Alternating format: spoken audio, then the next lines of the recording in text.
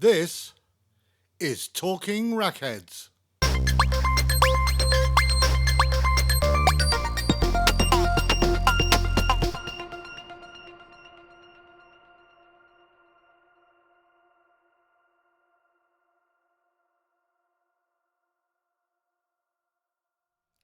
Hi, I'm Nigel from The Art of Sound, and this was episode 4 of Talking Rackheads.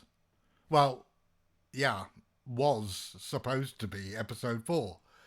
Unfortunately, we have a little bit of a problem.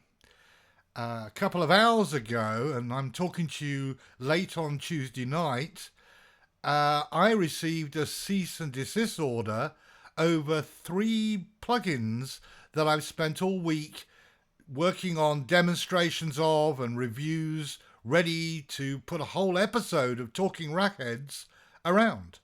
And I can't show you them anymore. The dev just contacted me a few hours ago. He also received a similar cease and desist. And for legal reasons, I can't tell you any more than that, other than there were 3 plugins, they were really interesting, and I built an entire show around them, and I can't show you or tell you a single thing about them. So that's left me in a bit of a sticky wicket here, because I've now got somewhere in the region of 6 hours to put together our brand new show. And so this is going to be a little bit of a oddities show with bits and pieces, rough cuts, you name it. If I've got it already made or if I make it in 6 hours, then you're about to see it. So we're going to have a bit of fun tonight. Goodness gracious me. Anyway, here's the first item. One of the things that I really enjoy is setting myself a problem and then finding a solution to it using existing modules. And sometimes I'm successful and sometimes it's a complete disaster. But every so often I get a moment of whatever you want to call it, and an idea comes to my head and I go, okay, let's see if we can do this. And one of these ideas was caused by a question from Jeff Greenlee, who asked me if I knew of a way of controlling a clock so that he could increase and decrease tempo. Well, there are many ways of achieving this, but most of them aren't that flexible, certainly aren't that controllable, and for a composer like me, they don't really synchronize to a piece of music. In other words, I like creating stuff that's not just random, but musically relevant and fits in time with something. So I can control when it happens, when it starts, when it stops, the length of time it takes for it to happen, and so on. So I started work on a patch this morning actually, and while I was digging around, I came across an excellent module from CF called Metro. Metro is a master clock. It's this little module here. And what's great about it is it has a BPM patch point, an input, which allows you to set a tempo anywhere between 0 and 300 BPM via a voltage, basically from 0 volts to 10 volts. Give it 0 volts and you get 0 BPM. Give it 10 volts and you get 300 BPM. And I was like, aha, perfect. This is exactly what I need to create a BPM based clock increase in speed, decrease in speed patch. So this is what I came up with, and I'm going to give you a quick run through and then I'll show you how it works. So I'm using the BPM clock from AS as my master clock. This is just running basically to control the tempo of the next module, which is the BPM LFO from Frozen Wastelands. Now, I love this module because it does all the things that I need it to do with LFOs, but in sync with a clock or beat. And that's really special and very, very useful. So I'm sending a clock of 60 BPM to the BPM LFO. Now, from the BPM LFO, I'm taking a sine output to an attenuverter. And from the attenuverter, I'm going into the BPM input of the Metro. And I'm using an attenuverter to give me control over the slowest speed and the fastest speed. So how you do that is set the slowest tempo using the offset. In this case, when the LFO is its lowest or minimum position, it will be playing at a tempo of 40 BPM. Then I set the LFO to be at its highest peak, if you like, and I set the attenuverter itself to give me a tempo of 150 BPM. So now, as the LFO goes through its cycle, it will increase the tempo from 40 to 150 and then back to 140. So that gives me a change in tempo over time that I can determine. In other words, I can determine how long it takes to do half a cycle. Also, because the BPM LFO has a reset and a hold, when it reaches maximum point tempo, I can then freeze it, hold it at that tempo until I wish it to decrease again, if that's in fact what I want to do. Then from the Metro, I've taken an output and put it through a clock divider so I can send various clocks to various destinations. In this case, a kick drum, some of CAF's great little LEDs just to show you the different clocks running, and to a Turing machine to play a simple random little synth pattern. I'm also using Triggers Mark 1 and Triggers Mark 2 to turn on and off the freeze and to reset the LFO and start from its zero position. So let's listen to what this sounds like at 40 BPM.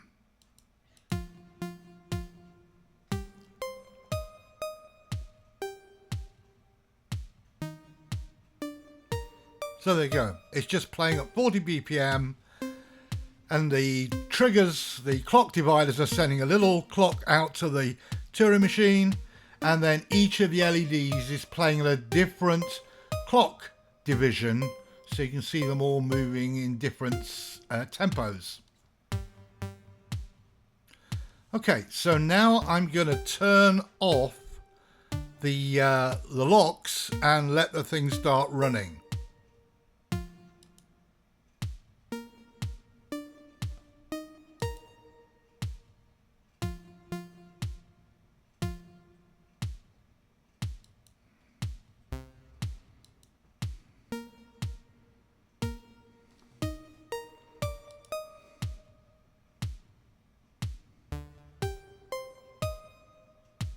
We see the tempo is now starting to increase.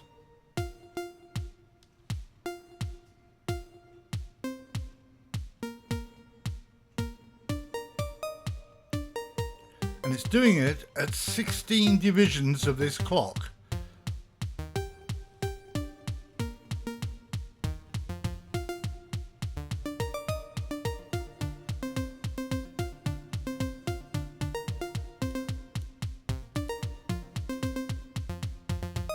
And now we're at 150 BPM, and I froze the clock so it stays at 150. Now I'm doing this manually with a button. Of course, you could trigger these with a trigger sequencer so it fits in time with any particular piece of music you're working on. And then when I want it to slow down again, I'll send it another trigger and it will slow back down to 40. And there it goes.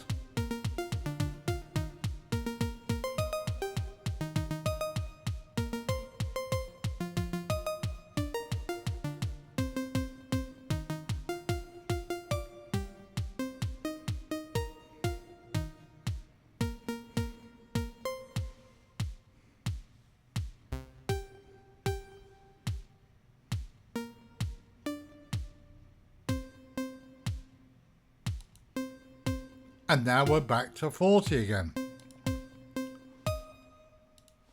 Now, one of the reasons why I used a sine wave is that it gives a sort of logarithmic slow down and speed up. And what I mean by that is that it's not a steady increase from 40 to 150.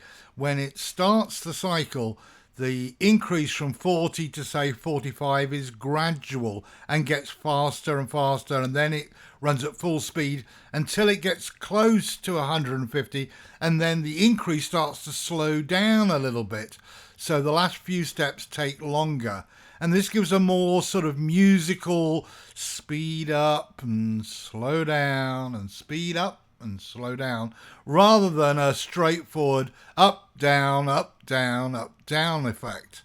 It's just a little bit more musical, and that's the reason why I use it. But if you wanted it to increase and decrease the tempo at a steady rate, you could use a triangle output, for example. If you just want it to increase, you could use just a saw. And if you wanted the tempo to suddenly get fast and then get slow, you could use a square output to do that.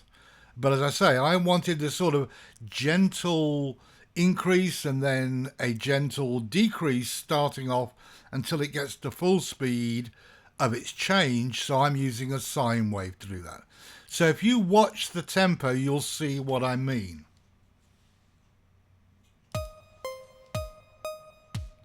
So I'm going to trigger it. See, it starts off at a fairly slow increase rate, and then it starts to speed up. So now it's going at close to full speed through the increase. And as it approaches 150, the increase rate will slow down.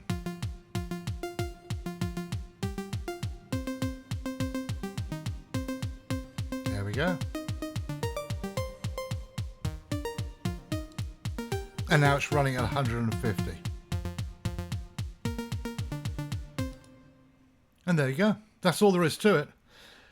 But very useful. And I know that many people have asked, how to do these sort of things, how to speed up and slow down parts. And I'm doing it, as I say, in time with another piece of music or in time with my sequencers or whatever else.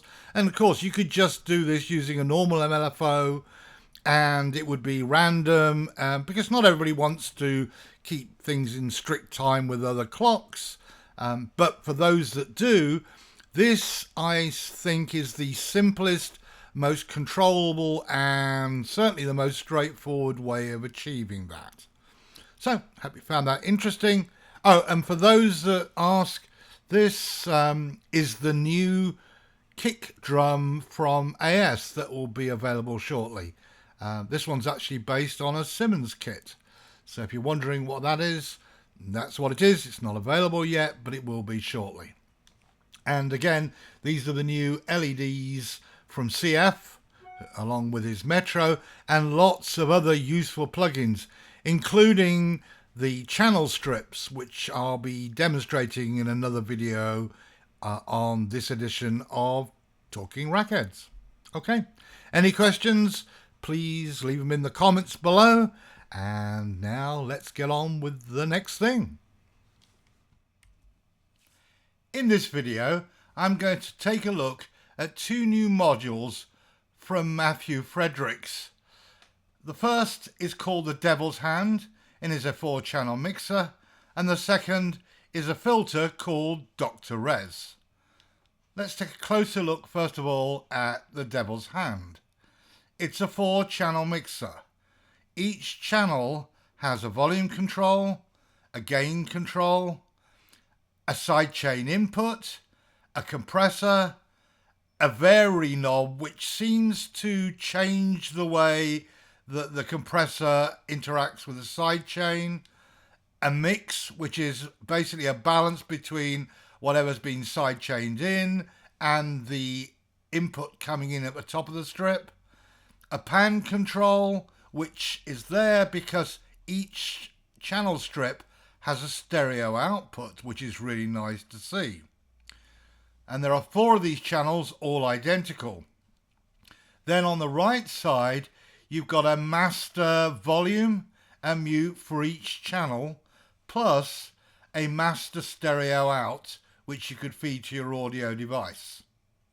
On the left side, there's a variety of modulation sources and voltage sources. You've got a rate here, a shape, and a smoother for an LFO type modulation. You've got 4 gates that are basically sequencing round at the 12, 3, 6 and 9 o'clock positions, which are quite nice to have. And then you've got 6 voltage outputs. The 3 on the left are basically tuned notes, so A, C, F sharp. And the 3 on the right are standard voltages, 10 volts, 5 volts. And because this is the devil's hand, well, you've got to have 666 as well. So I think that's a nice little touch. The positives to me, as far as this module is concerned, is that every control has a CV input. So you can modulate everything or control everything through sliders remotely, whatever you want to do. And that's a big deal for me. I wish every module provided as many CV inputs as possible. And this one certainly does that. And I think that's a really smart decision. I also like the fact that it's very clear to see what each section does. It's well labeled, and it gives you quite a variety of things that you can do within the module itself to modulate the effects and things that you can create with it using the sidechain and the compressor. To give you a quick example of what's possible with it, I put together a quick little patch, and then after I've played the patch for you, I'm going to talk about a couple of negatives that I think about it. But generally speaking, this is not a bad little mixer. So what I've done here is I've used its internal modulation sources, and I'm using those to trigger all sorts of things like alter the gain. I've fed some side chains in there. There's a bass drum coming in on one side chain. There's a hi-hat coming in on another. I'm using panning controls, which I'm switching using one of these modulation sources. I'm also changing the mix level with another. And I'm also using one of the tones generated by this as part of the harmonic content. I'm also using the Dr. Res, which I'm feeding into a couple of channels to add some filtering in real time with it. And while we're going to talk about that, let me talk about the Dr. Res. It's a nice filter. I'm not going to say it's the best filter in the world, because I personally don't think it is. But what it really has going for it is an incredibly aggressive, squealy resonance. And there's nothing wrong with that. I like that ability to really kick up the resonance and make it howl. And this certainly provides that in bucket loads. Again, plenty of CV inputs. And it's also got 4 outputs: low pass, high pass, band pass, and notch, which I like having all 4 available at once, because sometimes in a filter I'll take 2 outputs from the same filter and send them to 2 different audio inputs on my mixer, just so I get some tonal differences going on. I've actually got 4 of them here, one by one. Each one's being used for a different purpose. Finally, to get this patch going, I'm also using the Hot Bunny, which is also from Matthew Friedrichs, and I've got to say, I love the Hot Bunny and its accompanying 2 other random modules. As far as things random, these 3 modules, including the Hot Bunny, are probably the best there are. I use them so much in my my mixes and projects because they just add this degree of randomness from all sorts of different ways and sources. So I love the Hot Bunny. Okay, so let me first of all let you hear the plain sound of just these 4 modules playing by themselves. So I'm just going to quickly go over here to my mixer, And yep, that's all set up. So this is basically 4 tones. So we've got one coming from a tiny sine, one coming from a tiny sourish, one coming internally from the devil's hand itself here, and then I've got a kick drum and a hi-hat pattern, and all they are is being played on the beat and with an eighth notes. No fancy rhythmic stuff, just straightforward pumping beat. But any rhythmic stuff you hear is actually being created by the compressors that I'm using here with the ability of modulation from these sources here. So let me just turn on and you'll see what it sounds like. So this is basically a steady sine wave.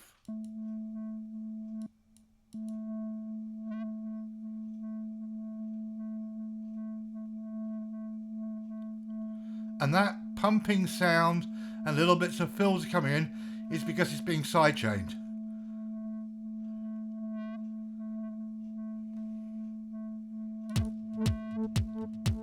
And then there's a bass drum coming in, and the bass drum I'm feeding into the sidechain here.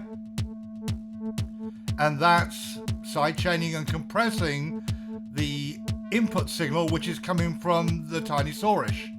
Oh, no, sorry, this one's coming from the A here.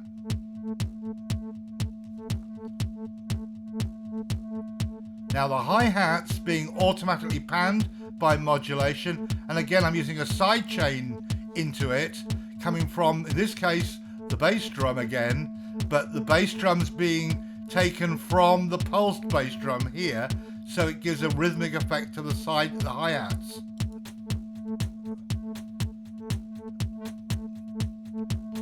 Then finally the bass, which is using this filter here, and I'm also going to use this to demonstrate what I mean by a really squealy resonance.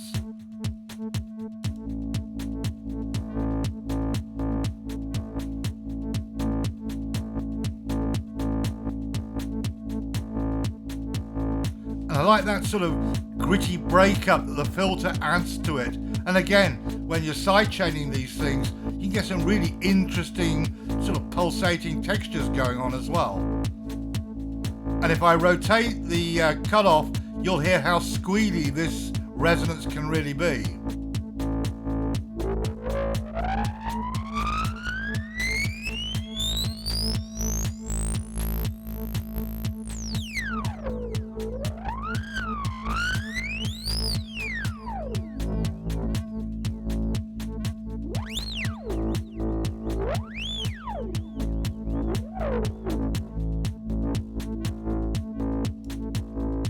And that's quite a bit of squeal for a standard filter resonance, and can really cut through. So pretty good resonance all in all. And again, lots of modulation going on here thanks to the side chains, the compressors, and a little bit from the Hot Bunny. And again, I like that. It's nice. It's a useful mixer. But there are a couple of little minor problems with it, which, well, one's minor and one's not so minor. I'll deal with the one that's not so minor for me. And that is, it's a mixing desk, but there's no visual indication of levels. There's not even a visual indication of any clipping. So really, it's a mixing desk that doesn't tell you anything, doesn't give you any visual feedback, other than you can tell what's going on from the flashing lights where the cables enter. But it doesn't really give me any idea whether I'm clipping signals, what sort of level I'm getting through it. And I think a module like this should have some form of visual indicators, if nothing else but a clip indicator to show me when I'm really pumping the signal too hot. That would be, to me, an essential part, and this doesn't have it. Does that detract a lot away from it? Well, no, but it's a little off-putting not to have that in a mixer. I've got to be honest. The Dr. Res, as I said, it's a pretty okay filter. It's not my favorite filter of all time, but if I want some really aggressive resonance, yeah, this can provide it in bucket loads. And, all shouts to it on that. For that job, it's really good. As a normal low pass type filter, it's not got that much character until you really start cranking up the resonance. Then the character comes out, and yeah, it's a lot of fun for that sort of stuff. But to me, that's a limited use filter. It's not something I would use generally as my filter of choice. Gotta be honest there. I like the filter, but it's not going to be a workhorse filter for me. The other problem that I have, especially with the mixer, and this is not just about this mixer, and it's sort of a pet peeve of mine about modules in general, and that is that the controls are too small. And what I mean by that is, here I am at almost full zoom, and they're pretty okay to get to and work with. But if I zoom this out to a level where I'm typically working in, which would be four rows of modules, then this becomes incredibly small to work with. And when you're wiggling live, it can be pretty tricky to hit these little buttons, these little knobs, and turn them on the fly. And so what happens is I end up putting large knobs next to it just so I can rotate the small knobs in the actual module. Now, again, this is where one of my little pet peeves comes in. I understand why the design of modules for some designers is to make them as neat and small as possible. That's because there's a hardware mentality involved. And in a hardware Eurorack, for example, HP is important. I mean, absolutely. You want to cram a lot in, but you want to keep the unit at a reasonable HP so that people will use it in their racks. But this is a software rack where HP, in all reality, doesn't mean that much. You can have this module as wide as you want. It's not a big deal. And we've got all the HP we ever want. So I'm not really sure why some developers try and cram so much in a small space, because all that does is makes it harder to use when you've zoomed out the rack. And because we're having to use a mouse pointer to access stuff, that just becomes really tricky when you're trying to wiggle live. Now, sure, you can use external controllers, but there's a lot of things on here to control, and that's going to soon become a very expensive setup with lots of external controllers to control all this stuff. Plus, if you're trying to perform live somewhere, there's a lot of gear to carry around.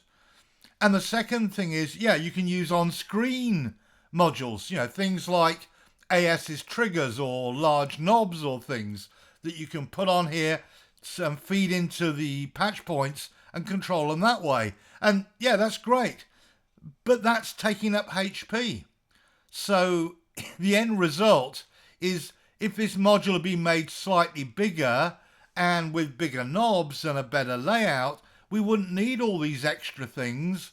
And the truth is, it's still going to end up that big, if not bigger, by the time we've set up all the controls to control it. So that's an issue for me. And of course, as I said earlier, there's no visual indicators. So one of the first things I would set up with this mixer is a series of VUs. And again, having done that, well, now this module is going to be fairly big anyway. So the fact that the designer made it small doesn't mean that the end user will use it in its small format, because the majority of us, I don't think, will. We'll add stuff onto it, and it would have been better, in my opinion, that the module was made bigger and the human interface elements were thought more about from the start, rather than us have to keep on adding stuff into it. And again, that's a personal opinion. Not everybody works the way I do. Not everybody will use this live. But that's my main issue with the Devil's Hand, and in a few modules that I've been trying out recently in general. Also, there's one other point. People say, well, you can zoom in and use them then. Well, that's very true. But when you're performing live and you zoom in and zoom out and scroll, that's when you get a real hit on your CPU, GPU, and that's when it's likely to glitch when you're scrolling, because everything's moving on the screen, and so that places a greater hit on everything. And so what I tend to do is keep the rack zoomed out at this sort of level, like this, and work the patch like that. But trying to hit these little spots, these little tiny knobs, accurately and wiggle, it's not always easy. I mean, it's not easy in the fact they've only got one mouse. So having bigger buttons and having controllers on the outside, it's really the only way to go.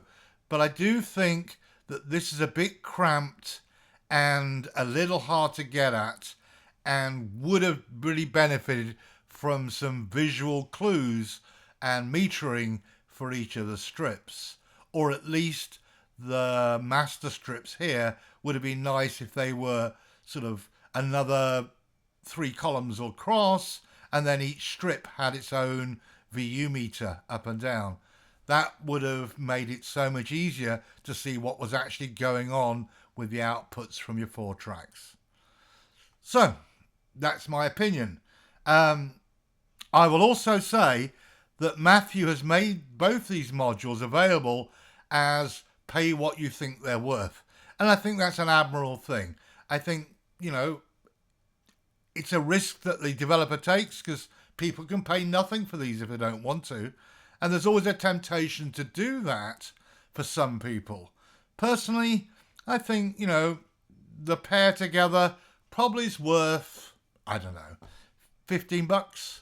To me, that would be what I would probably pay for these in their current state, and also the amount of use that I get out of them.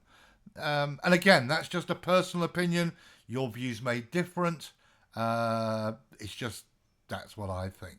So 2 nice modules. This one, the Devil's Hand, I think is more usable than the filter in general stuff.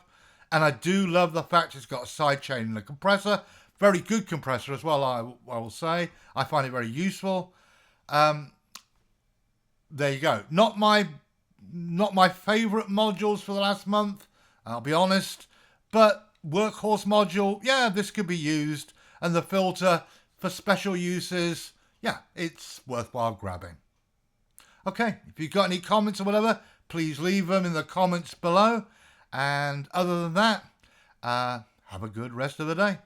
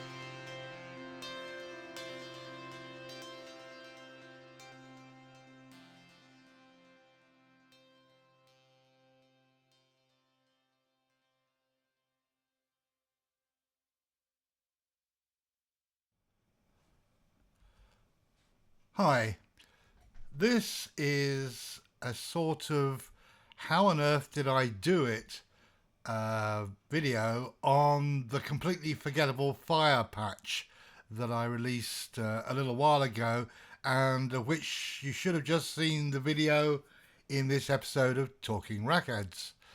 I'm going to go through how it all works as best I can. I'm going to say up front, this could be quite a lengthy video because there is actually a lot going on, but I'll try my best to cut out all the crud and get down to the meat of things. And then the rest, well, I guess you're going to have to work it out for yourself. Most of it's self-explanatory, but there are quite a few little tricks I've used to get certain effects to work for the purpose of this song. Okay, so first of all, this is a overview of the entire patch. So what we've got is we've got our master clock up here, the BPM clock. I've got a mixer here which is handling 4 guitar voices. So there are literally 4 here, these first 4. And then I've got a stereo pair here which is playing the solo guitar lead line edge rhythmic bit that he does, the sort of arpeggiator bit. So that's those 2 channels. And then the output of these goes basically through 2 effects units, which is a chorus and a distortion pedal. They're using send and returns, and then the outputs from this mixer go through a delay, go through a reverb, and eventually they enter this second mixer through channels 1 and 2. The second mixer is also used for the bass line and the drum parts. And they too have their own effects through send and returns. They've got another reverb, another set of delays, and then the output of this mixer goes to my sound card. So that's the sort of flow of the audio side of things. Everything else is literally CV data. I mean, it's all basically electrical data. So everything else down here is all fundamentally electrics. So let's have a look. The next row I've got, well, first of all, a clock divider. It's an additional one to the ones that are on board in the BPM clock because I needed a specific timing for something, and the only clock I could use was not available in here because I'd already used a different clock division using the bar and bar signature here.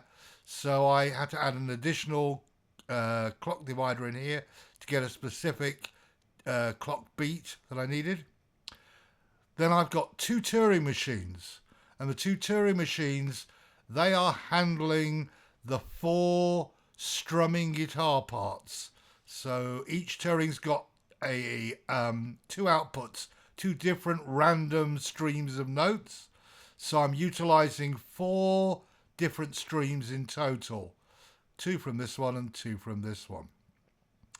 Then we've got a series of Bernoulli gates. And the Bernoulli gates are configured in a way that I demonstrated in a previous random noodling.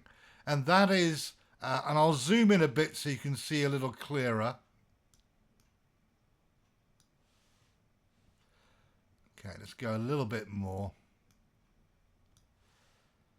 Okay, so here, and I'm going to take the cables off a bit so you can see the whole thing. Okay, so what I've got is these are actually generating the rhythm of the clock that is driving the octal router. And by that I mean, instead of a steady clock going tick, tick, tick, tick, these 3 gates here, this one's not being used, they add in different rhythmic qualities as a sort of probability. So the clock doesn't go steadily click, click, click, click, but will go click, click, clickety click, click, click, click, clickety click, click, click, click, click. The reason for doing this was to give that effect of a sort of guitarist strumming, where he doesn't just keep going strum, strum, strum, strum, but he plucks strings in between bit, does running notes, that sort of thing. So what I've really done here is I've taken from a 120 BPM clock, I've taken a beat into this one, an 8th beat into this one, and a 16th beat into this one. And then I've turned the probabilities to the left and chosen the right channel. So these are getting less than what the output A's would be getting. So it's more random. Taken those, fed them into a multiple, except in this case, this is actually a combiner.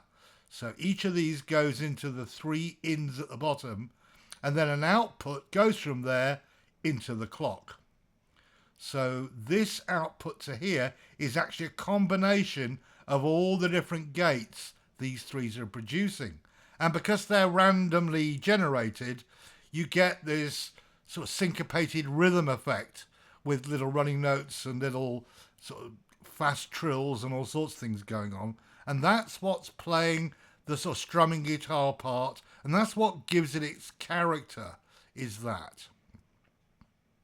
Now, I'm going to come to the octal router in a moment, but if I go back to the Turing machines, there are 2 outputs from each one. I've run a cable from each one of those into quantum note quantizers. Now, why did I use the quantums? Well, because you can physically choose the notes rather than adhere to a scale.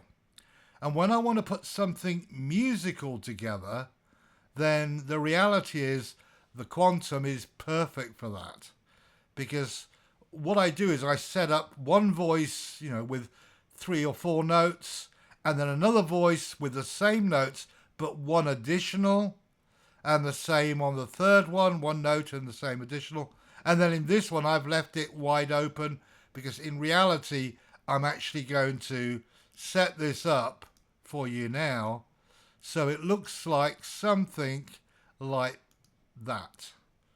And what this is doing is these 4 in combination, when they are outputted from here and gone into the octal router, give typical chords that a guitarist might play without too many clashing notes. Notes that sort of like don't sound very harmonious. But at the same time, each voice has its own selection of these. So you do get a sort of moving pattern because not all voices are playing at the same time. So for example, here I'm using, say this was C, F and G. The first voice, when it's triggered, plays one of those 3 notes. The second voice will play C, D, F and G. So every so often it will play a D that the first voice can't play. So that will give it a sort of running feel to it. The third voice is running a C, E, F and G. So again, slightly different combination of notes from the third voice. And then the fourth voice is running C, D, F. And in this case, I'm running an A at the same time. And in fact, I'm going to move that to a B flat because that sounds better. That just gives you a 7th to the chord every so often. And again, because these are randomly generated, you'll only get a B flat, a 7th, every now and again. Probably once every 8 or 9 strums, if you like. So it adds in that flavour of things being musical and prevents clashing of notes. And then those outputs from the quantums, they go up here to the first 4 inputs on the octal. So how's the octal working? Well, basically, think of it like a sequential switch. As these lights come on and off, these are switches. So, for example, the input here When that switch is lit up here, the sound comes out of one here. When this light is lit, okay, the sound will come out of output 2 going down the bottom here. When this one's lit, it'll come out of 3. When this one's lit, it'll come out of 4. But it's getting its input from just the first voice. So theoretically, these are actually the same note. But because these change so quickly, by the time the thing scans across to here, then I get extra notes, sort of like, again, like strumming. And going down here, as you see these lights going down, you'll notice that every time it reaches the bottom, these randomize. Well, that's because I took an output from the last row here, a trigger, and I fed it into the random matrix here. So what that does is when it reaches the very bottom, on the next step, the whole matrix is randomized. And you can discern the amount of randomization here.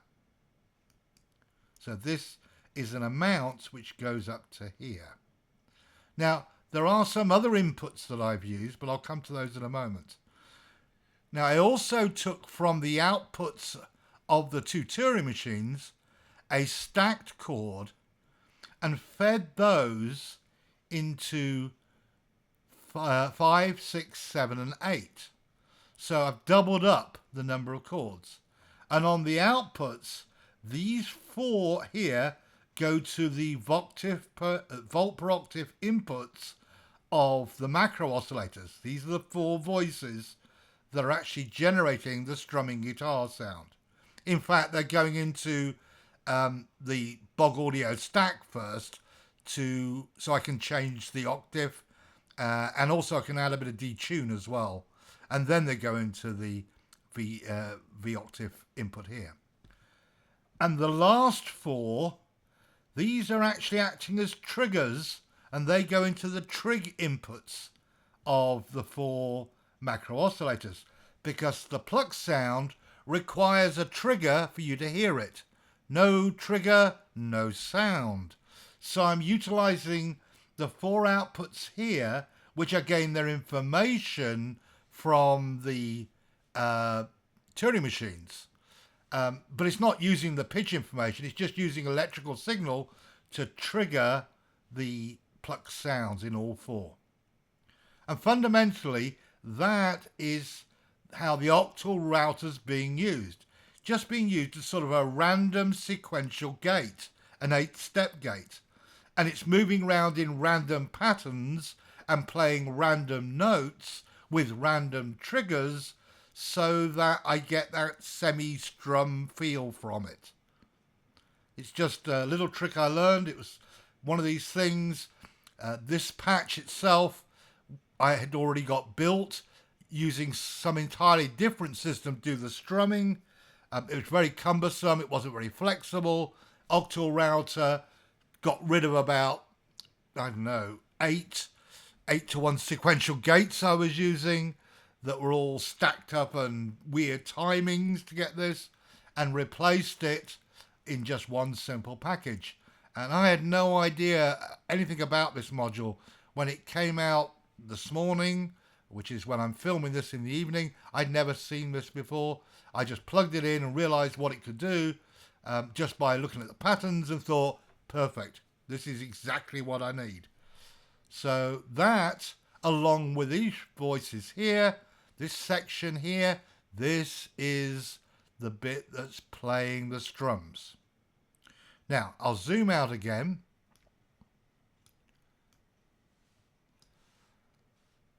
Oops, I went too far. Just a little. Okay, so now we come down to a little bit, sort of one of these little tricks that I use. I'm running 2 of the pitch quantized sequencers, otherwise known as the micro macros. And these are from Sonus. Now, the version I'm running is the latest development version. It's not the latest public version, although you can go and build this yourself if you want to. And the difference for a Mac user, I think the PC user's already got this, but a Mac user is that the public one doesn't have the reset capability yet. Mine does. And resets are very important things. If you have a module with a reset, I recommend always connecting up to one single reset sender in your system. And in my case, that reset sender is the reset output on the BPM clock. And if I bring up the cable opacity a bit, you'll see just how many cables I've got running from there. You see how many are coming out of this reset? Because almost every module I've got has a reset of some kind. The Turing machines have them, the macros have them, the sequential switches have them. What else might have them? No, that's it. I think for this one, that's about it. Oh, and the pulse matrix has one. And the whole point of this is when you stop your sequencer running and press reset, all of them reset so that they start at the very first step together. And that's really important to get everything in synchro. Now, there is a slight bug at the moment with resets and steps, and it seems to affect a lot of sequencers. And if I understand correctly, it should be rectified in 0.6. We'll see. I don't know 100% yet. But what happens is every so often when you press reset, it doesn't always play the first step and then the second step in time. It sort of plays the first step but quickly steps to the second on some modules. So things get out of sync. So what you have to do is press reset a few times to get everything in sync, and then eventually everything locks together and then it all works. So in this case, this macro sequencer is actually playing a 4 times 16 sequence. In other words, it's doing a 64 step sequence. How I'm doing that is that I've got one part, a fourth of a sequence on each line. And I've added a second macro to play the last set of 16 steps. So 16, 32, 48, 64 steps. And I've taken the outputs from the V octaves and put them into a sequential switch, an 8-to-1. So the first part, which happens to be the bottom row, and there's a reason for that, I'll come to that later, but this is the first 16 steps, comes out and goes into step 1. Then the second line is actually the first line of this sequencer, and that goes into step 2, 3, and 4. Then I send it a clock, which is timed so it allows all 16 steps to play before the switch changes to go to the next 16 steps. So I sent a slower clock than the clock used here, in fact 1/16 of the clock here, so that the sequential switch will flick through each one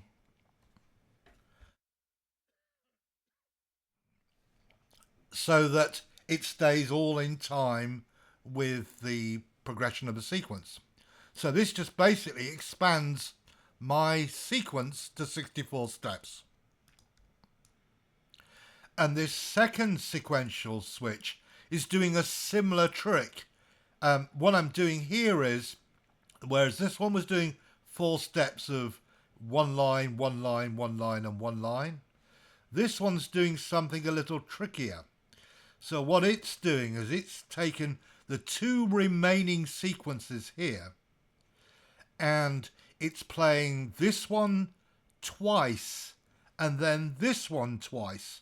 And to get it to do that, I took 2 cables and put them into switch 1 and switch 2 from the first line, and from switch 3 to switch 4 in the second line.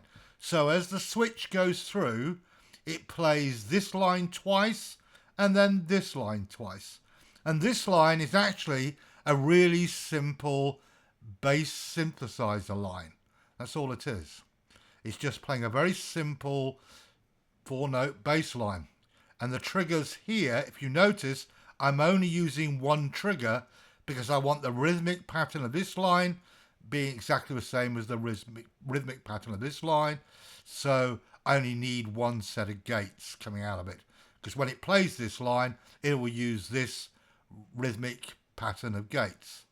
And the reason why I did that was if I'm playing on the fly, if I want to change the rhythmic pattern, I can just click here and it will change it for both sets of steps, and not just have to click here and then click down here to duplicate things. So it just makes it easier. The same applies to the sequence steps here. There's only one gate, so really all these are playing the same rhythmic pattern, and it's this pattern here in terms of gates or triggers.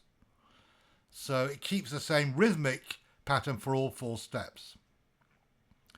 Okay, and then those, like for example these 2 bass lines, comes out of a sequential switch, goes into a stack, so I can set things like the transposition of it, the octave level, and again you notice a little bit of detune, and the reason for using a bit of detune is because I wanted to give the bass a bit of phasing, and so I use that here, and then it comes out from there and goes into the volt per octave here. And then I'm using, because it's a stereo device, I've got 2 identical envelopes which are triggered here, and then one of those envelopes is triggering the F35 filter for the bass sound. And then finally I've got a BPM clock that's doing movement, basically modulation, for both the position of the waveform and also that Juno chorusing effect on the bass line. And then the outputs, because these have got built-in VCAs, the outputs go to the left and right stereo outputs for the bass line into the mixer. So that's the bass line. These 2 voices here, they're playing the edge guitar arpeggiator bit. And I've got 2 of them because I've got them actually spread apart by an octave, and each one has a bit of detune either side of 0. So the overall tone stays in tune with the rest. If you keep one at 0 and then detune another, actually the end sound will be sharp, it will be hard, and it will be not quite in tune with the rest of the piece. So if you detune 2 instruments, you want to detune one down a little bit and the other one up a little bit, so the average point is still 0. In other words, bang on tune with the rest of the song. And again, I've taken 2 outputs from those, and they go up to the mixer here, left and right here.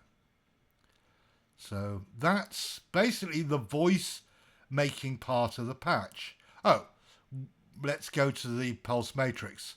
Pulse matrix is playing drums. Now, the bass drum line is straightforward and simple. It's just, that's all it is. And also, the open hi-hat, that's all it is, just this line here. And I've got a trigger going out there to the open hi-hat sound. But the closed hi-hats, I'm using a similar trick to what I did with the pulse matrix. You remember the randomization thing here?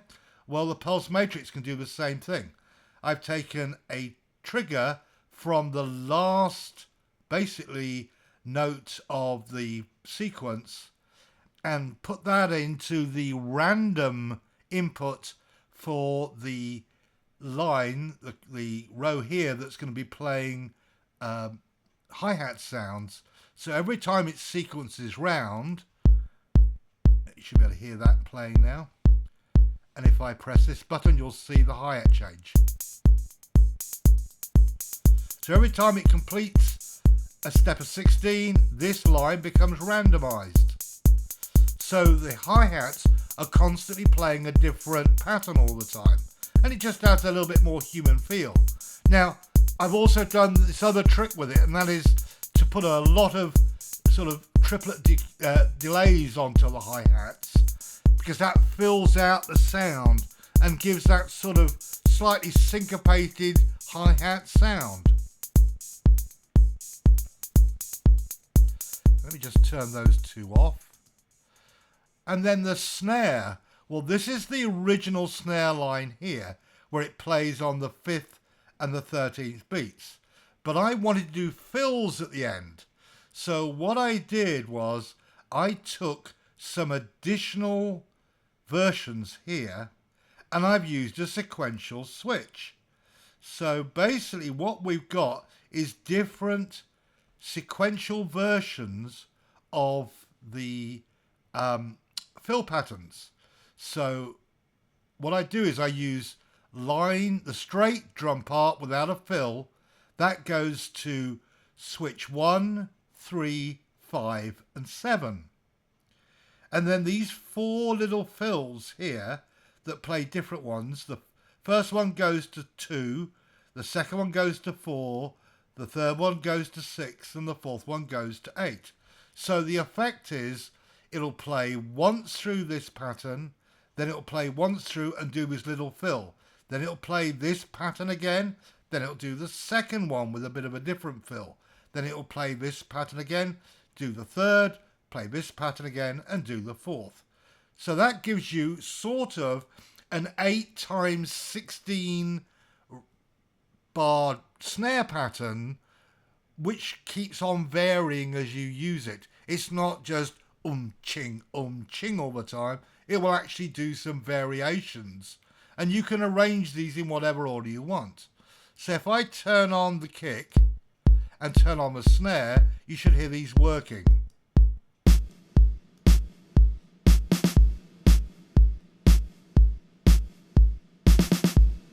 So now it's playing that one, now it's going to play this line. Now it's back to this one, and then the next line it will play here. And then the next line it will play is this one. And then it will play the runner 4. So just a simple little trick, but it does give some variety to your sounds. And again, you could use multiple dot matrices and set up fills and things for all sorts of different instruments. You can have as many as you want, so long as you use a sequential switch, and then just feed those out. So the sequential switch is taking all the triggers combined every row it's on and out to the snare sound. Other than that, everything else is absolutely straight and normal, just a standard percussion kit. I'm just using kick, snare, open hi-hats, closed hi-hats, that's it.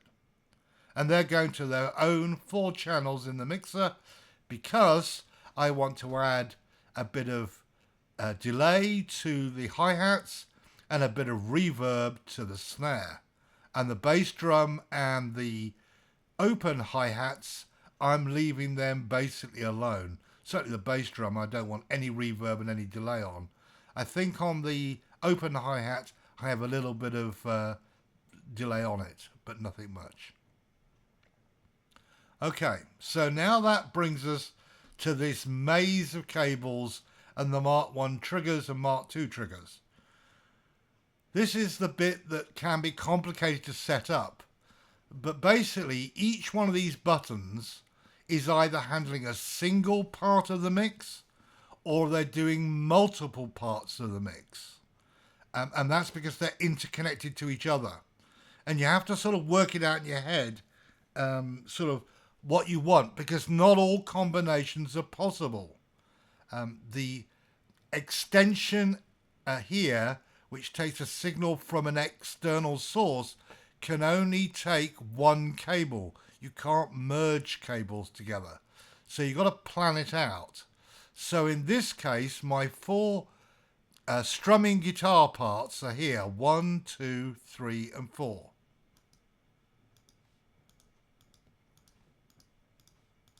And then my kick drum is here.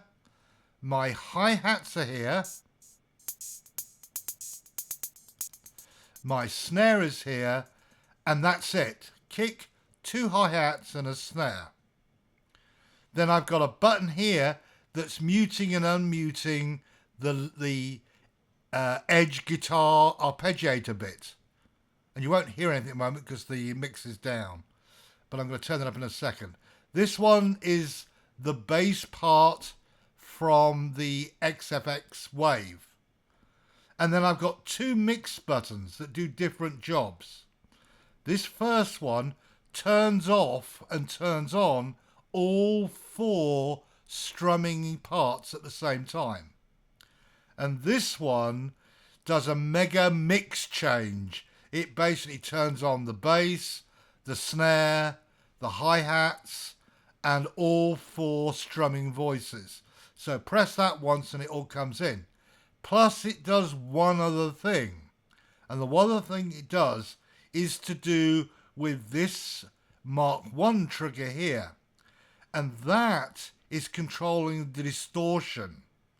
I've taken a chord from the out here, set a voltage of 10, and put that into the send B here, where the distortion's being fed through the send and returns.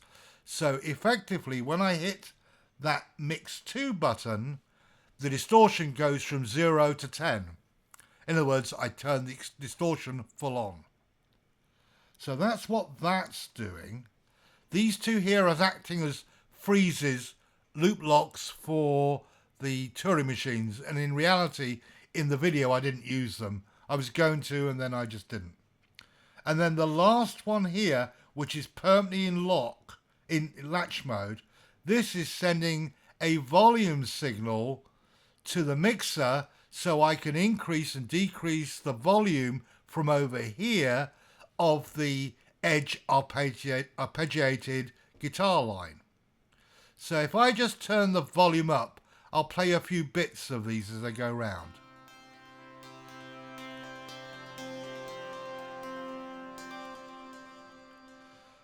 Okay, so I've just turned off using mix 1 all 4 of these voices. And you have to remember that this is just a simple on-off routine. So if you've left a couple of voices playing and you press this, it will turn those off, but then it will turn on the lead and the bass part. So you've got to remember when you're performing that you want to keep all the switches in the correct on and off positions. Okay, so what I'm going to do now is show you how all the bits interact. So first of all, I'm going to turn on just the first 2 middle guitar strum parts. So those 2 are now running, and I've panned them left and right. Now let's go over here and get rid of the cables, and I'll show you how the Bernoullis work.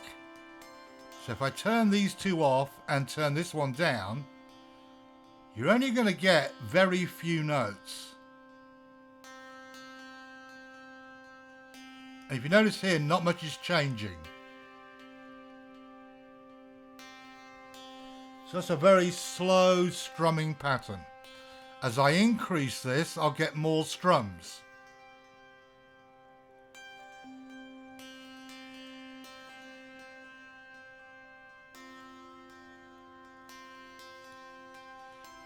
So now I'm getting sort of those little strums, and you notice they're like little harmonic notes, and you'll find you'll get these little, I can't remember what guitarists call it, damped notes. You'll get those effects as well when the note is suddenly cut off by the sequence changing. Now what I'm going to do next is add some 8th notes to it.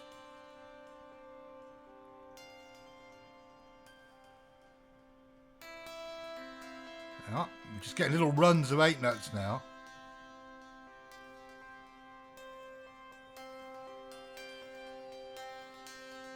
So you get those sort of like hammer on, hammer off effects. And then I'm going to use 16ths to add even more little variety to it.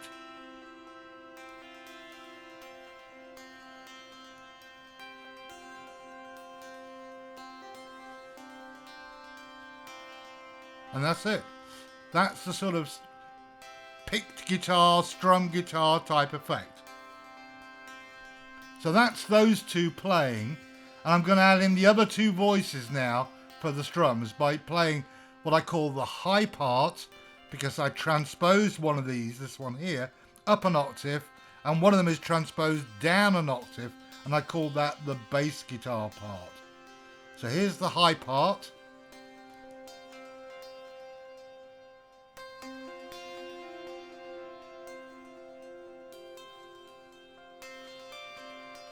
You hear those little high sort of harmonics, and then I'll put the lower part in. And now we've got some deeper sounds coming out in the lower octave.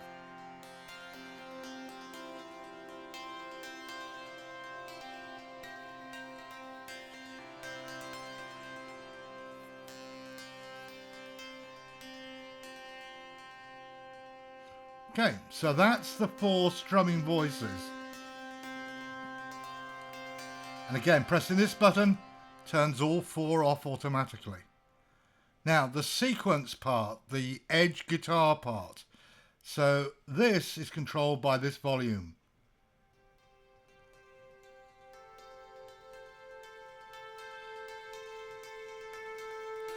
Now, in the video, I made a mistake. I actually turned this up to 10 instead of turning up to 8 like I was meant to. So it actually is a little loud at times. To be properly mixed, it needs to be around about 8 to be balanced with the rest of the guitars. But hey, the rest of the tape was perfect, or nearly perfect. And after 7 or 8 attempts to do that video, that one worked. So that's the arpeggiator going. And then this one triggers the bass line. And the arpeggiator is actually syncopated from the bass. So you get this effect.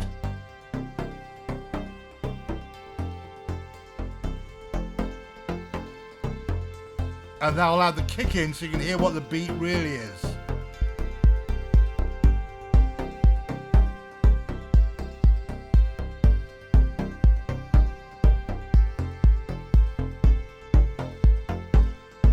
So that's the bass, the kick, and the edge guitar part. And with the hi-hats, and with the snare. Now I'm going to turn these 3 off again, because this button will turn them on automatically. And it's going to turn on the distortion effect on these 4 voices. So let's listen to those 4 voices without the distortion. So they are without being distorted. But before I press this button, I have to make sure these 4 voices are off. Because if I hit that button and they're on, it will turn them off. So just press this once. And then I'll wait for the loop to get round.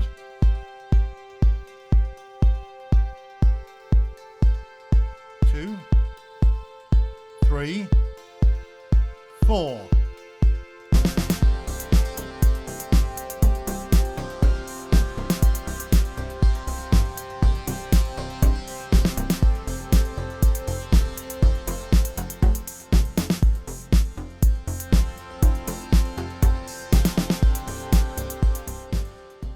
Need to turn this one down so you can hear. So now what's happening is the distortion's kicked in on this side through the send and returns for the 4 guitars and the lead guitar. And everything else is just playing by itself normally. And that's it. That's really the mix. I'm not doing anything else. That's why I put these together, because it enabled me to perform it live. By pressing that button, I now turn off everything but the kick and the sequencer line.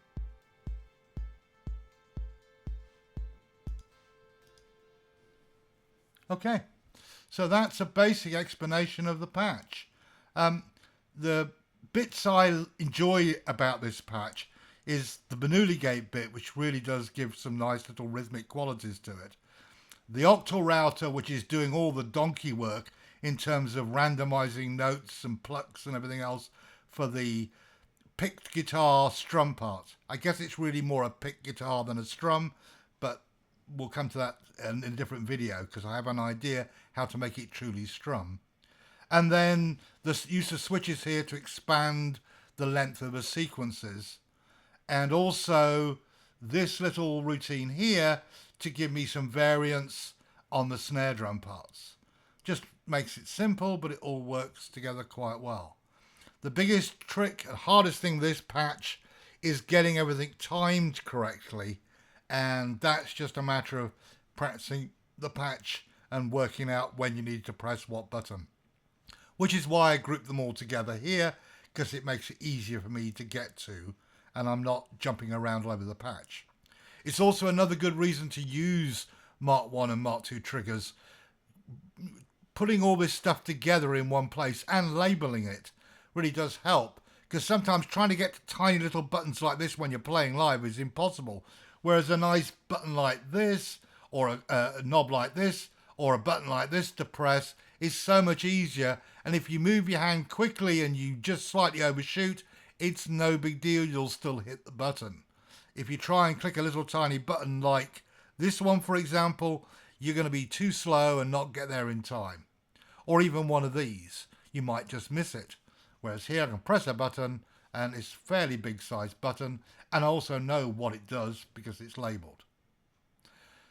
If you have any further questions, please let me know. I think I covered everything. If I missed something, I apologize. But basically, that's the patch. I'm glad so many people seem to enjoy the original version of this.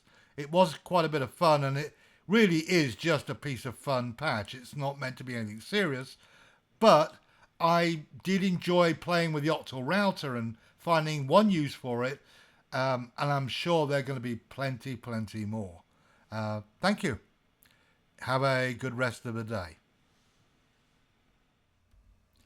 And now, here's another edition of 5 from 5 in 30 minutes. This is the bit where I take 5 basically at random chosen modules, and I give myself 30 minutes to make 5 different patches with them. Now the modules that I've chosen today are the Hot Bunny from Matthew Friedrichs, and then the Bene from DBiz, the Chainsaw from Sonus, the Alma Dynamic Filter from Lindenberg, and then the Instant Delay from Unfiltered Audio. And basically these were modules that were chosen semi at random. I mean, I made sure I had a VCO, I made sure I had a filter, I wanted some form of sequencer, I wanted some form of effect, and I wanted some form of random. But these are ones that I haven't actually used together, and in fact the Chainsaw, the Dynamic Filter and the Instant Delay I'd never used at all until I created the 5 patches. So these are just different ideas using 5 simple modules to see what I could come up with in 30 minutes. So here's the first patch.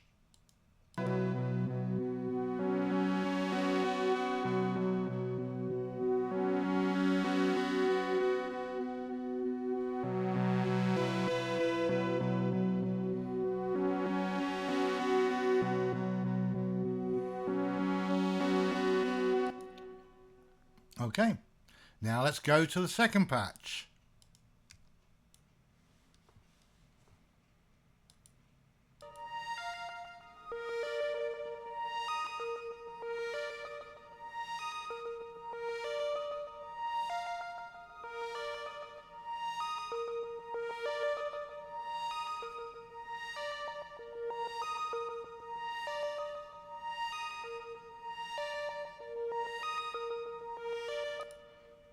Just a simple little patch, but, you know, different and interesting.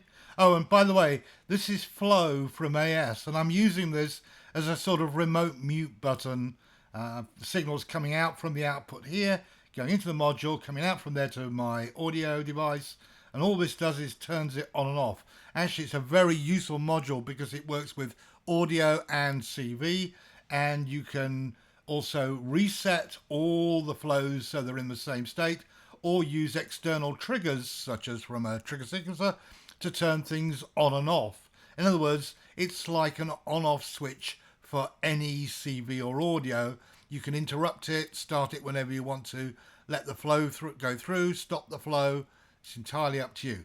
Incredibly useful, very simple module, but I'm finding I'm using it more and more in all my patches. Okay, let's look at the third patch.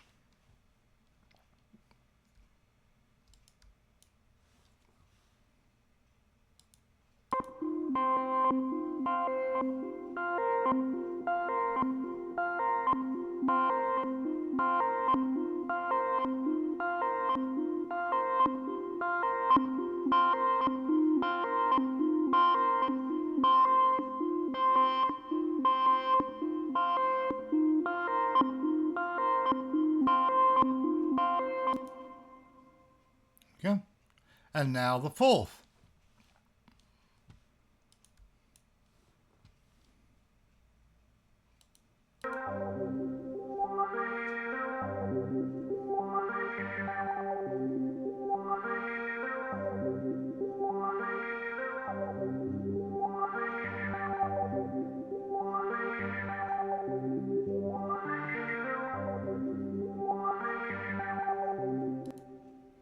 And finally, the fifth patch.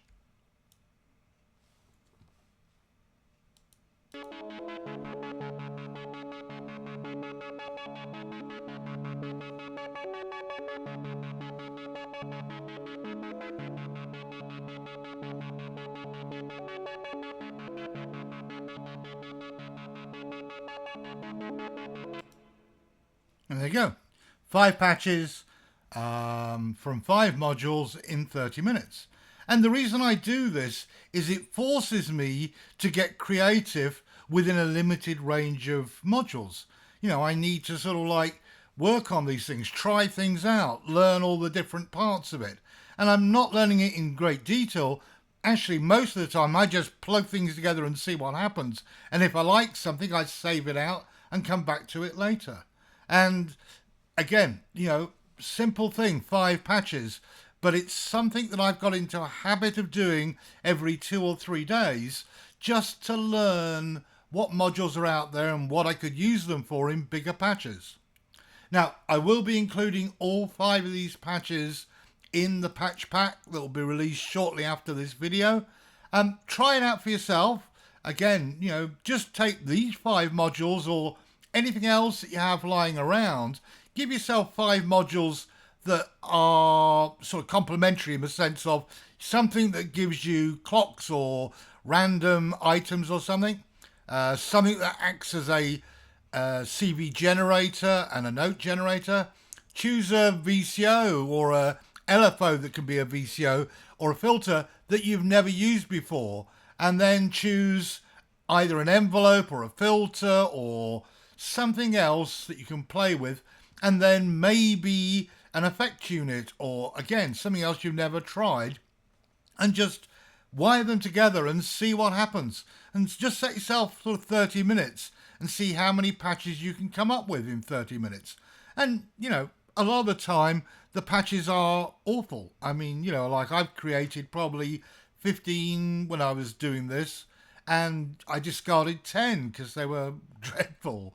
But out of the 15 or so patches I came up with, 5 are quite interesting, and those I'll probably use 1 or 2 of those in future pieces. And I've got them there so that in a later version of VCV Rack, if we ever get the capability of cutting and pasting groups of modules with their cables intact from one project to another in an easy way, then these will be ideal for taking a sound out or an idea out and putting it into another larger project. Okay, any questions? As always, leave them in the comments. And now let's get on with the next thing. A little earlier in a different video, I was talking about mixers, and I happened to mention something about CF's mixer strips. And it occurred to me that, you know, I don't see many people using them, And that surprises me because they are incredibly useful. So maybe people don't know about them, or maybe people don't know how to use them. So here's a little piece on CF's mixer strips. So, what are they and what are they used for? Well, typically most mixers in CV Rack are 8 channels, 8 mono channels. And, that's okay for small mixers. But when you get into bigger mixers, then you start having to link mixers together. And typically that means you use 2 channels of another mixer to mix 8 channels down into. And then you've got to think about, well, send and returns and which channels have what and putting them together and then muting things. And it gets all very messy at times. And I was going through this problem with some of my bigger patches, and I was digging through the new plugins a couple of weeks ago, and I came across these. And what these are individual channel strips. You've got mono, stereo, and masters. So what you can do is design the mixer that you need for a specific project. If you need 5 mono strips, 2 stereo strips, 4 send and return strips, then you can just build it. If you only need 2 monos and 2 stereos and 1 send and return, then build that. If you want 24 monos, build that. You can do what you want. You just patch them together and they become the mixer you need. So in this instance, what I've done is I've created a 7 channel, each one's mono mixer, with a couple of mono send and returns, a stereo send and return, and a master input output. And there are a few little links you need to make, and basically what there are is this here is the sort of solo logic bit. So what you do is you connect the output of one to the input of the next, output to input, output to input, and when you reach the end of your chain, you link it back to the first. So now whenever I press a solo button, all the other channels are muted and only that channel is soloed. And this gives you a quick way of soloing stuff and listening to things backwards and forwards and wired up perfectly. You've also then got to link up the outputs.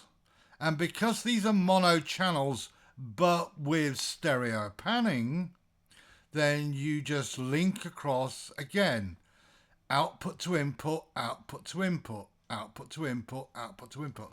And you keep going through the chain. And in this case, because I don't want the effects channels muted when I press solo, then I didn't connect this output to this one. This is the point where I looped it back. But the audio outputs I keep looping through. So you can see how they get fed through, and eventually they end up at the master, and then the 2 outs from the master, the left and right, they go off to my audio card. And then what you've got at the bottom is an input and an output.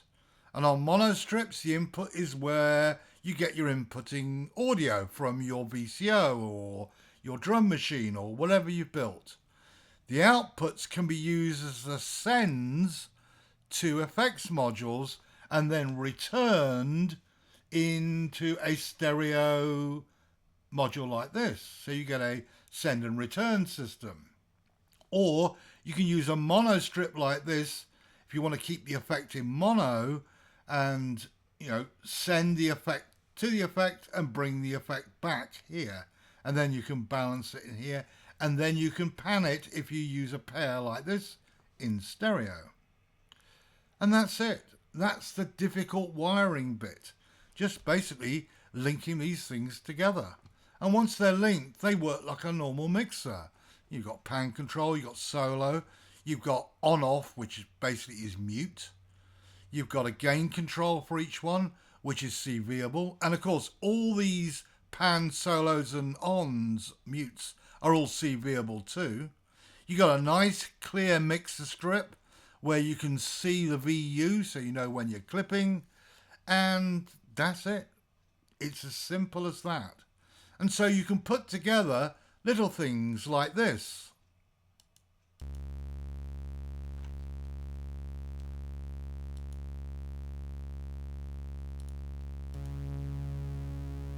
So there's two mono voices, panned a little bit left and right.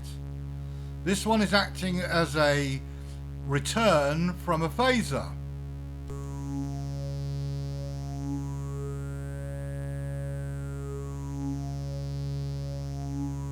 Then I've got a little bass line that's going through some reverb and some echoes.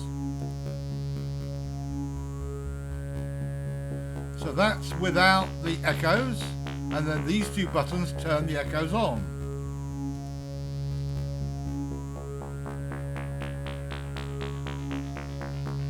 There we go, there's echoes. And then these two are playing little sequence lines that are going through the reverb unit.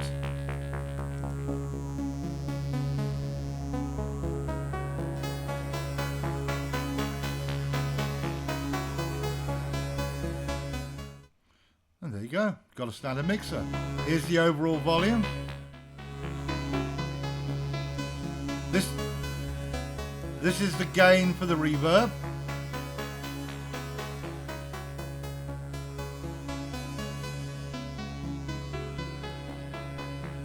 And these two are the gains for the echoes.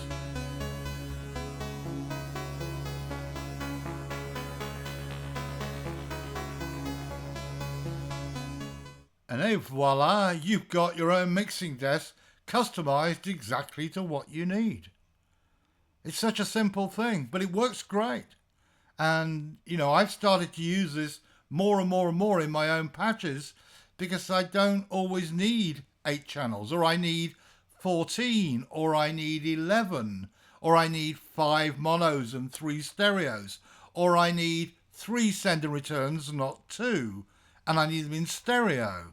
So I can just build my own mixer from this, and I'm quite happy. I get whatever I want whenever I need it. Great job, Clement. I mean, seriously, brilliant idea, nicely implemented. Love the solo logic stuff at the top here. That makes life really simple, because when I want to solo something now, just press the button, solo button, everything else gets muted, this channel stays on. And you can solo multiple channels.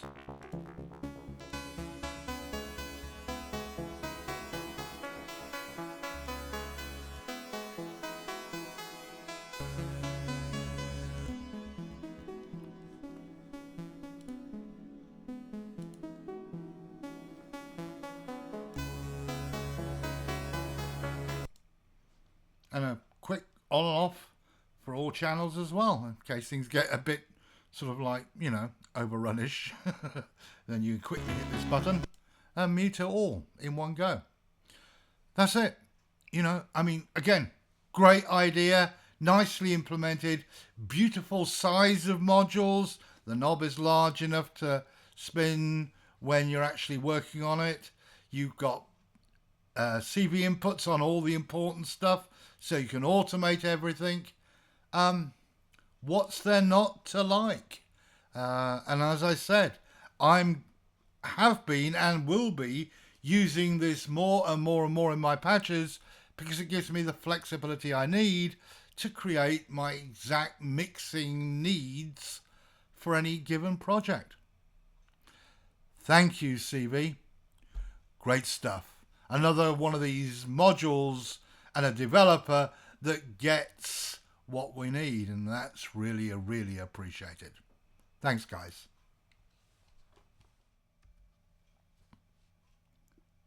Hi, this is the original patch that we used for a game of add one and pass it back.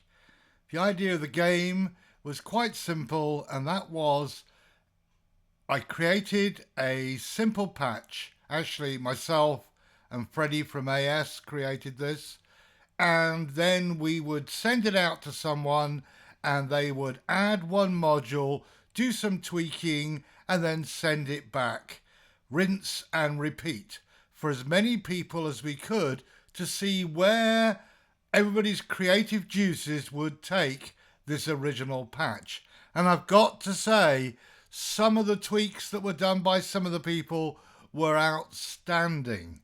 So what I'm going to do is just play you a few clips as at various stages throughout the progression of the game. I'm not going to attribute any particular tweak to any particular person. I don't think that's fair because some of them were based on what other people had done, and so everybody shares the credit in where this eventually ended up. So to begin with, this was what the original patch sounded like.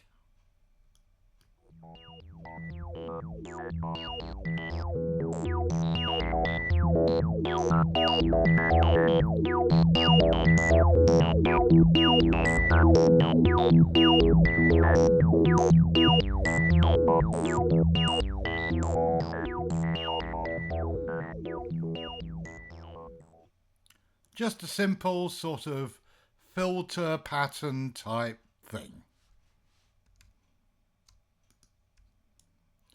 And here's the patch after about, I think it was 3 or 4 passes.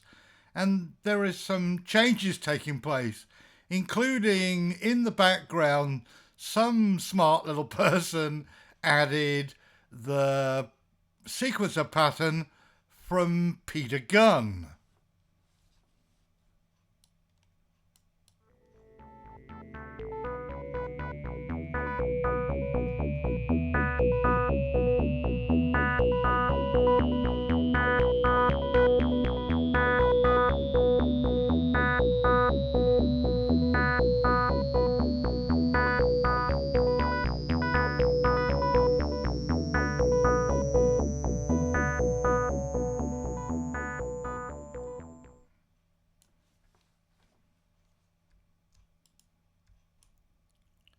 A few passes later, and we've got another sequencer line, and someone has added reverb to the patch.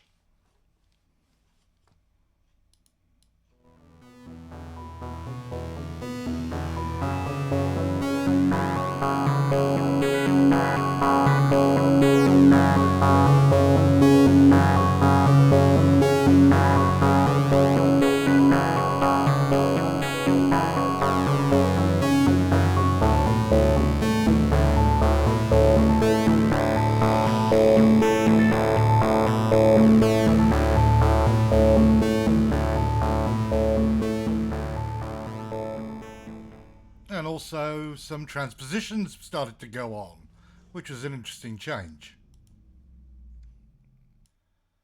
A few more passes and we've got a bit of discourse that's going on, some extra sequences, a couple of extra VCOs, and this is what it sounds like.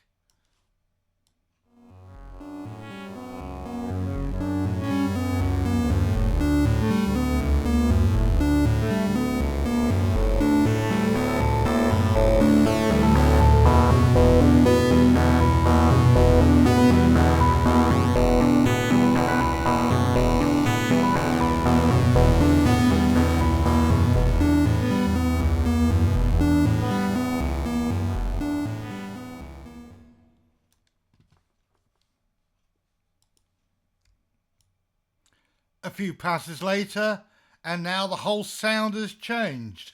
Someone's added some delays, slowed the whole thing down, removed some of the modulation, and added some, well, you'll see.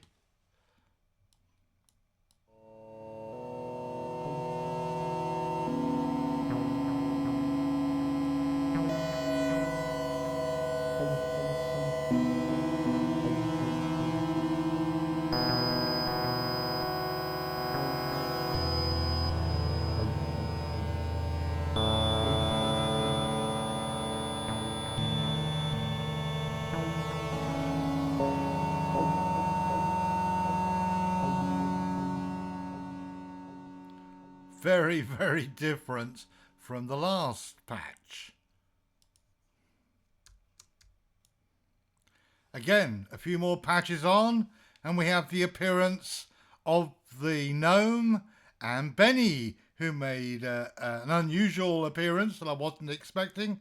And again, the patches started to evolve into something else.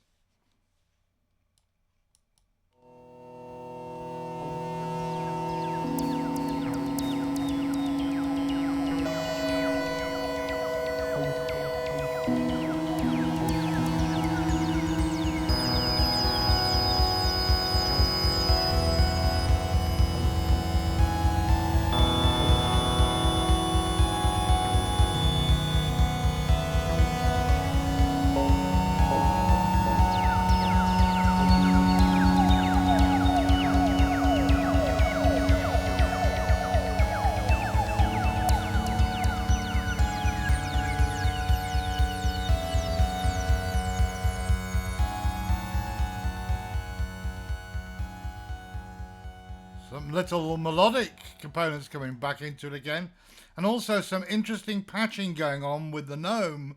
There's actually a bass drum being fed into the external input, which is giving us sort of sidechain compression effect. Very interesting. 2 or 3 more patches later, we've got a resonator being added, and actually 2 people spent a lot of time tweaking a few of the settings, and we ended up with something like this.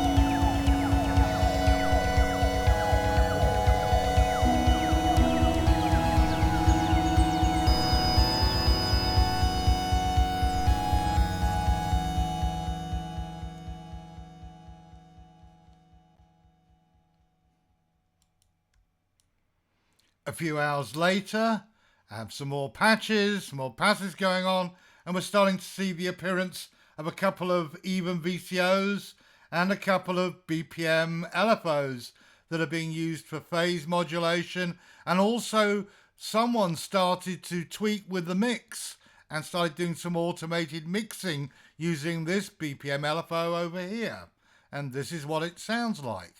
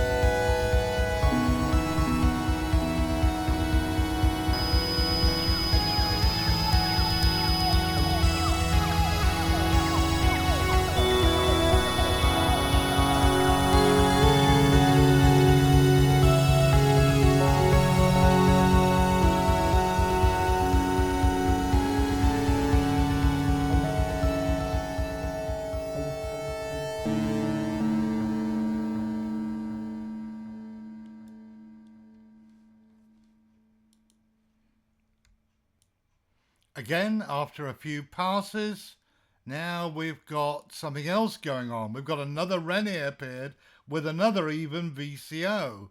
And also I noticed that the BPM LFO had been changed, and also the timing of this one. So we've got some slightly different mixing effect and phasing effects going on. Also, there's some resonance started to come out. Someone's added one of those, and also I see a Bernoulli gates appeared to add some rhythmic variation.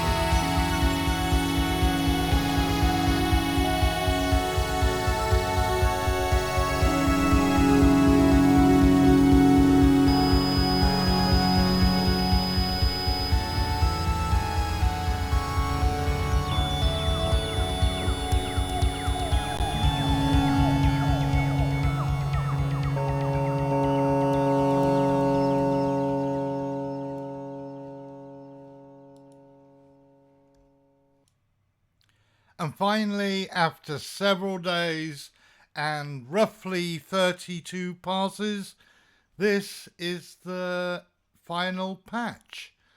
Lots more Benes have appeared, some more BPM LFOs, another clock divider.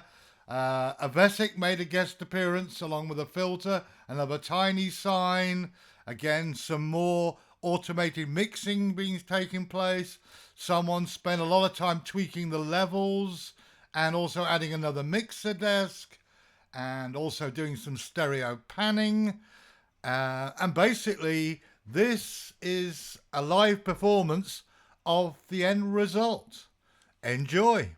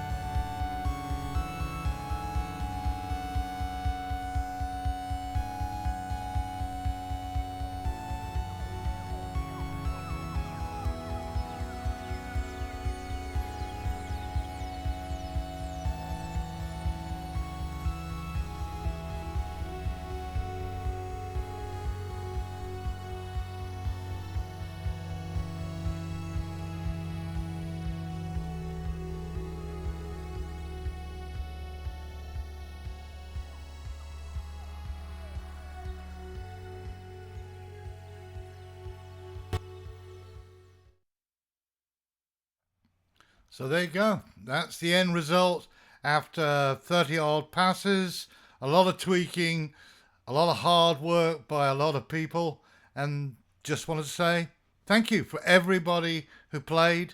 Some of your tweaks were inspired, some were bizarre at times, but I loved all of them. And, it was great fun for me to see how everything progresses, and I hope for you too. Maybe we'll play another game in the future. We'll see. Thanks, guys. So, that was the hastily put together episode 4 of Talking Rackheads.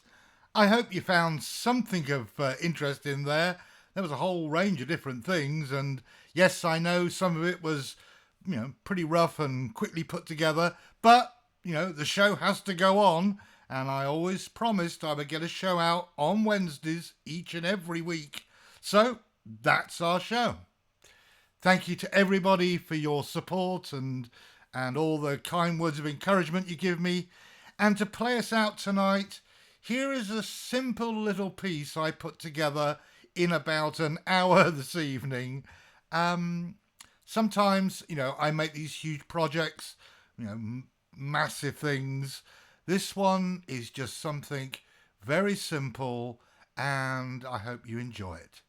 Have a great week, stay safe, and I'll see you next Wednesday. Bye.